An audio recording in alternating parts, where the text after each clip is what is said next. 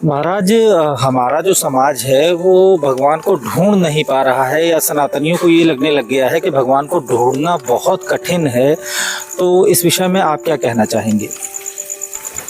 देखिए, आपने जो कहा कि समाज परेशान है भगवान को ना पाने के कारण, समझ नहीं पा रहा है। अब भगवान के हम इतने नज़दीक हैं, हमारा भ्रम है कि हम नहीं जानते। हम भगवान के इतने नज़दीक हैं, भगवान हमारे इतने नज़दीक है कि हम उसको देख नहीं पाते, और जो जितना नज़दीक रहता है वो दिखाई नहीं पड़ता। उदाहरण के स्वरूप में आप अपनी पांचों अंगुलियों को अपने सामने रखिए, अपने से 1.5 फुट दूरी पर देखिए तो आपको पांचों अंगुलियां, हथेलियों की सारे रेखाएं आपको स्पष्ट दिखाई देंगी। लेकिन आप अपने आँख के नज़दीक ला के सटा लीजिए तो आपको अपने हाथ की एक अंगुलियाँ भी नहीं दिखाई पड़ेंगी, रेखाओं की तो बात छोड़ दीजिए। उसी प्रकार भगवान हमारे इतने नज़दीक है, इतने नज़दीक है कि हमसे चिपक के है, हम उसको देख नहीं पाते। बशर्ते हमें ज़रूरत है कि हम अपने आप को उस लेवल का तैयार करें, भगवान के प्रति इतनी आस्था रखें, उसको देखने की कोशिश करें तो हमारे जरूर नज़दीक भगवान हमको दिख जाएगा। एक आम मनुष्य भी भगवान को सरलता से महसूस कर सकता है? देखिए, जरूर महसूस कर सकता है। जैसे भगवान का स्वरूप जो है, एक स्वरूप है निराकार, एक स्वरूप है साकार। साकार को पाने के लिए भक्ति मार्ग की जरूरत होती है, जबकि भक्ति ही सबसे सरल है। भक्ति मार्गी जो लोग होते हैं वो अगर भगवान को प्रकट करते हैं तो उनके साथ साथ जितने लोग होते हैं आसपास में सब भगवान का दर्शन करते हैं। लेकिन महसूस करना अगर आपको है तो आप महसूस करिए, हवा क्या है। हवा आपके चर्म को छू के निकल जाती है तो आपको एहसास होता है कि हवा हमको छू के गई, ये हवा है। हवा दिखाई पड़ती है क्या? जबकि आपके नज़दीक है। दिखाई पड़ती है? नहीं दिखाई पड़ती, क्योंकि आपकी इतनी नज़दीक है हवा, आपको दिखाई नहीं पड़ती। जब आपको छू के जाती है तो आपको एहसास होता है। आपको भूख लग जाए, प्यास लग जाए, आप उसका आकार बता सकते हैं क्या? नहीं बता सकते। वो भी एहसास करने की। इसी प्रकार भगवान इन सब स्वरूपों में हमारे से चिपक के है, भूख के रूप में, प्यास के रूप में, और यहाँ तक कि हमारी भाषा के रूप में। बोली को आप कैसे देख सकते हैं? जो आवाज़ निकल रही है किस स्वरूप में देख सकते हैं? नहीं देख सकते। ये भी ईश्वर है, इसे भी एहसास किया जाए। जिस दिन ये बंद हो जाए उस दिन समझ लीजिए आपके प्राण उड़ गए, आप निस्तेज हो जाएंगे। तो इस प्रकार भगवान को हर आदमी सरलता से पा सकता है, बशर्ते कहा है बाबा तुलसीदास जी ने, एक घड़ी आधी घड़ी आधियों में पुनियाद, तुलसी संगत साधु की मिटे कोट अपराध। आधी घड़ी का मतलब कम से कम 10 मिनट। 10 मिनट आप ईश्वर को दीजिए, लेकिन इस तरह से दीजिए कि आप और ईश्वर दोनों के बीच में और कुछ नहीं है, हम और ईश्वर हैं बस। इस प्रकार से आप सब कुछ भूल करके, घर द्वार, खेती बाड़ी, पशु प्राणी, बच्चा, सब कुछ त्याग कर खाली ईश्वर से संलग्न हो जाएगी। मात्र 10 मिनट। 10 मिनट में आपको एहसास हो जाएगा ईश्वर हमारे पास है। महाराज, देखिए, जैसा कि समाज में बताया गया है कि किसी की आत्मा को दुखाना बहुत बड़ा अपराध होता है, तो इस बात का निश्चय कैसे हो कि हमारा लिया गया निर्णय किसी की आत्मा को दुखाएगा या नहीं? देखिए, जो समाज ने कहा है बात तो सत्य है।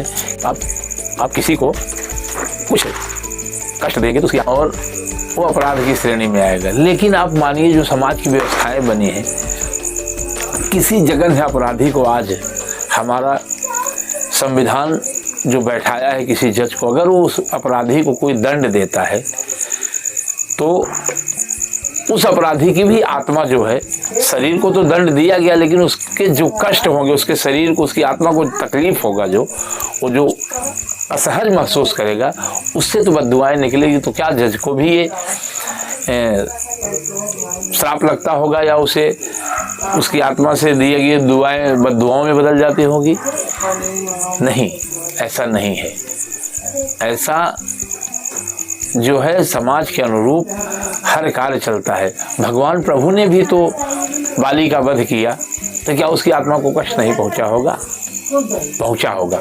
लेकिन बाली उस कृत्य में था कि उसको दंड देना, उसकी आत्मा कोई श्राप नहीं देगी, क्योंकि वो उसी का अधिकारी था, उसे देना बहुत जरूरी था। उसी से उसका जो है समाज संतुलित होगा। उससे कितनी आत्माओं को कष्ट हो रहा था, एक आदमी को दंड देने के कारण अगर बहुत सारी आत्माओं की दुआएं निकलती हैं तो वो बद्दुआ जो है एक आत्मा की, वो दुआओं में बदल जाती है। इससे किसी को कष्ट नहीं होता। महाराज, जैसे आपने अपने बाली का वर्णन किया, तो मैंने रामायण में सुना है कि जब प्रभु राम ने बाली को मारा तो बाली ने प्रश्न किया था कि मैं बैरी सुग्रीव ही प्यारा, कारण कौन नाथ मोहि मारा। तो प्रभु राम ने कुछ इस तरीके से इसका अब दिया कि अनुज वधू भगिनी सुत नारी, कन्या समूहचारी, और वही जो इनके साथ कोई कुकृत्य करता है उसको मारने में कोई अपराध नहीं होता। तो बाली का जवाब आया कि मैं वानर कामी खलगामी, ये नियम तो मनुष्यों पर लागू होते हैं, मैं तो वानर हूँ, मैं तो वानर हूँ, मुझ पर तो ये नियम लागू ही नहीं होते, मैं तो कामी, बस पूरे संसार में कामी रूप में प्रसिद्ध हूँ। तो यहाँ पर भगवान राम ने किस प्रकार बाली के इस तर्क का तोड़ किया? देखिए, जब बाली ने कहा कि मुझे आपने क्यों दंड दिया, तो भगवान ने उनसे जब कहा कि अनुज वधू भगनी सुत नारी, रे सखिए कन्या समचारी, ये चारों कन्या के समान है। तिनह विलोकत पातक जोई, ताहि बधे कछु पाप न होई, ईश्वर ने कहा। लेकिन जब बाली कहता है कि मैं तो वानर हूँ, मुझ पे ये लागू नहीं होता, तो सवाल यहाँ ये उठता है कि वानर तो ठीक है, स्वरूप उसका वानर है, लेकिन वो उस श्रेणी का वानर है कि जो मनुष्यों से भी ऊपर है, वो ज्ञानी है। ये तो शुद्ध पशुओं पे लागू होता है वानर, तो वो वानर श्रेणी में जरूर है, लेकिन वो ज्ञानी है, महाज्ञानी। ज्ञानियों पे नहीं लगता है, जानबूझकर किया गया कर्म है। जैसे उन्होंने कहा, तो भगवान ने उससे कहा, वहां दर्शाया ये कि वानर, अब मैं क्या कह रहा था, बाली जो है वो शुद्ध पशु नहीं है, वो ज्ञानी वानर है, श्रेष्ठ वानर है। श्रेष्ठ वानरों में वानर खाली स्वरूप है उसका, वो तो अंश है, अंशन सहित लिए वे अवतारा। भगवान ने कहा तो सारे पार्षद, सारे सब कुछ आए हैं वहाँ। तो बाली उस श्रेणी का वानर है कि जो एक मनुष्य से भी ज्यादा, एक ऋषि से भी ज्यादा ज्ञान रखता है। भगवान उसे कहते हैं कि सर तो ही नारी बहुत समझावा, काल विवश तो है समझने आवा। अंतःपुर में भगवान मनुष्य के स्वरूप में है, वो परम ब्रह्म है, तो बाली भी वानर के स्वरूप में जो है वो भी उन्हीं देवगणों में से एक है, जो कि तारा उसको अपने अंतःपुर में बताती है कि वो ईश्वर हैं, उनके पास मत जाओ। तो उसके समझ में नहीं आया, तो भगवान कहते हैं तुमको जब बताया गया कि वो ईश्वर है, उनके पास मत जाओ, तो तुम्हारे पे ये नियम नहीं लागू होता, क्योंकि तुम श्रेष्ठ हो, तुम ज्ञानी हो। ये पशुओं पे लागू होता है वानर, तो जो शुद्ध पशु हैं उन पे लागू होता है। बाली पे ये चीज लागू नहीं होती कि वो वानर की श्रेणी में अपने आप को रख सके, क्योंकि बाली ज्ञानी है, बलवान है, उसको हर विद्या का ज्ञान है, वो तांत्रिक से लेके दैविक विद्या तक का ज्ञान है उसको, क्योंकि अपना स्वरूप भी चेंज करना जानता है। वानर अपने स्वरूप नहीं चेंज कर सकते, पशु स्वरूप नहीं चेंज करते, चेंज वही कर सकता है, अपना स्वरूप बदल सकता है जो उस लायक हो, उस विद्या में पारंगत हो। तो बाली पे वानर तो नहीं लागू होता, पशुवत व्यवहार बाली पे लागू नहीं होता।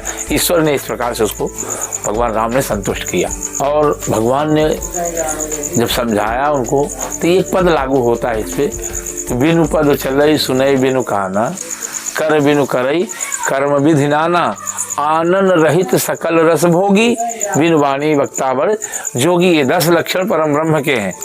तो ईश्वर ने उसको बताया। ईश्वर को कैसे पता था कि तारा तो अंतःपुर में उसको समझा रही थी। तब ईश्वर ने जब उसको उस रण क्षेत्र में मरणासन अवस्था में उसको उपदेश दिया कि तुम्हारी स्त्री ने तुमको समझाया, तो तुमको समझ में नहीं आया, ये बातें तुमको बताई। जब बाली के सामने ईश्वर ने इस चीज को बताया कि तारा ने तुमको अंतःपुर में समझाया था कोई ईश्वर है, तो भगवान तो वहां थे नहीं। तब बाली को ज्ञान हुआ कि ये ईश्वर हैं। तब उसको अपने प्रश्नों का बोध हुआ कि नहीं, मुझसे गलती हुई है। तब जाकर के उसने भगवान से क्षमा याचना मांगी और भगवान ने उसको मुक्ति दिया।